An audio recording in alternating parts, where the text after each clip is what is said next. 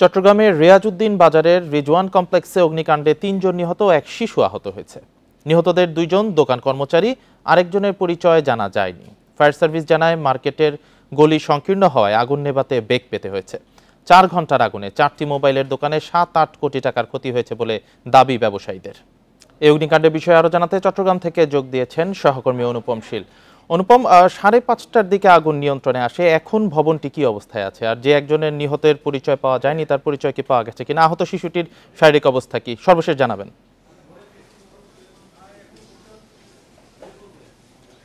আসলে আমরা এখন একেবারে রিজওয়ান কমপ্লেক্সের সামনে আছি। এখন এই মার্কেটটি মূলত নিরাপত্তাজনিত কারণে বন্ধ করে রাখা হয়েছে, যেহেতু এখানে আরো অনেকগুলো দোকান আছে এবং প্রায় সবগুলো দোকানে বেশ মূল্যবান জিনিসপত্র রয়েছে। তাই এখানে দারোয়ানরা অর্থাৎ নিরাপত্তা রক্ষীরা এটি বন্ধ করে দিয়েছেন। তবে আসলে গতকাল রাত্রে যখন এখানে দিবাগত রাত 1:30টার দিকে যখন আগুন লাগে, আপনি নিশ্চয়ই বুঝতে পারছেন যে পাশাপাশি অনেকগুলো মার্কেট এবং এখানকার যে পথ সেটা অত্যন্ত সংকীর্ণ এবং এই মার্কেটগুলোর যে বাতাস চলাচলের জন্য যে ব্যবস্থাপনা সেটিও আসলে একেবারে খুবই ছোট, যে কারণে আগুন লাগার পর এখান থেকে যে ধোঁয়া, সেই ধোঁয়া আসলে বের হওয়াটা একটা বড় বাধার মুখে পড়ে এই সমস্ত দেয়াল বা এই সমস্ত এই বাধাগুলোর ক্ষেত্রে। এবং এই ধোঁয়ায় দম বন্ধ হয়েই 3জন মানুষ আসলে মারা গেছেন এবং যারা মারা গেছেন তারা সবাই চট্টগ্রাম এই মার্কেটের বিভিন্ন দোকানে কর্মরত কর্মচারী। ইতিমধ্যে 2 জনের পরিচয় পাওয়া গেছে, বাকি যে একজন তার পরিচয় এখনো পাওয়া যায়নি। যেহেতু আজকে শুক্রবার এবং বেশিরভাগ ব্যবসায়ী, এলাকার ব্যবসায়ী যারা আছেন তারা বেশিরভাগই গ্রামে অর্থাৎ চট্টগ্রামের আশপাশে যে উপজেলাগুলো আছে, বিশেষ করে সাতকানিয়া, লোহাগাড়া, এই সমস্ত এলাকার লোকজনই এখানে এই সমস্ত ব্যবসা বাণিজ্য পরিচালনা করেন।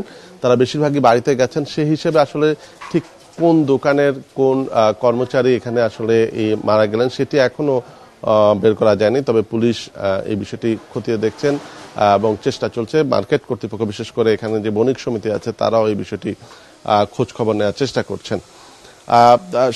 আর আহত যারা আছেন, আহত মূলত একজন একটু বেশি আহত, একটি শিশু, সে এখানকার যে এই মার্কেটটির উপরে একটি মসজিদ আছে, সেই মসজিদের যিনি নামাজ পড়ান ইমাম, তার সন্তান। তাদের অবস্থা, শারীরিক অবস্থা এখনো স্থিতিশীল, তবে একেবারে আশঙ্কা মুক্ত সেটি বলা যাবে না। সবকিছু মিলিয়ে আসলে এই মর্মান্তিক ঘটনাটি এই এলাকা আবারও একটি আলোচনা তৈরি করেছে যে এই ধরনের একেবারে খুব বিপজ্জনক একটি পরিস্থিতিতে এখানে যে হাজার হাজার দোকান এবং সেই সমস্ত দোকানে অগ্নি নির্বাপন ব্যবস্থাপনা নিয়ে একটি আলোচনা ইতিমধ্যে তৈরি হয়েছে। আজকে ফায়ার সার্ভিসও জানাচ্ছিল যে তারা প্রাথমিকভাবে প্রথমে ঢুকতেই অনেক সংকীর্ণ একটি জায়গার মধ্য দিয়ে তাদেরকে আসতে হয়েছে। পাশাপাশি এখানে পানির উৎস আসলে খুবই নেই বললেই চলে, তাদেরকে গাড়ির পানি দিয়ে এখানে অগ্নি নির্বাপনের ব্যবস্থা করতে হয়েছে।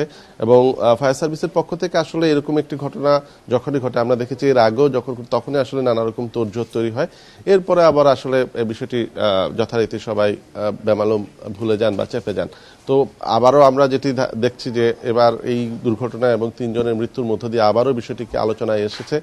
হয়তো কিছুদিন এই আলোচনাটি থাকবে, এরপরে আবার কিন্তু আগের অবস্থায় ফেরত যাবে সবকিছুই। রিজওয়ান কমপ্লেক্সে অগ্নিকাণ্ডের ঘটনায় চট্টগ্রাম থেকে জানাচ্ছিলেন সহকর্মী অনুপম শীল।